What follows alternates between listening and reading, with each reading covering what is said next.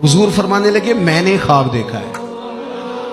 या रसूलल्लाह सल्लल्लाहु अलैहि वसल्लम, क्या फरमाया? मैंने ख्वाब देखा है। मैंने ख्वाब में देखा लोगों ने कमीजें पहनी हुई हैं, किसी की कमीज पेट तक है, किसी की पेट से भी ऊपर है। हुजूर फरमाते हैं फिर मैंने ख्वाब में उमर को देखा।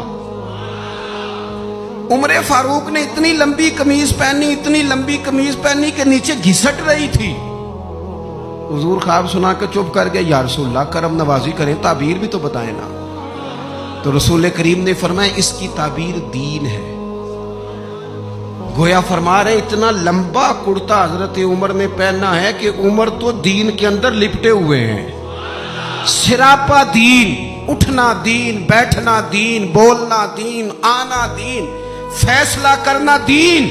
उमर का हंस देना भी दीन, उमर का रो देना भी दीन, फारूक आजम का बदर में खड़े होना भी दीन, ओहद में आना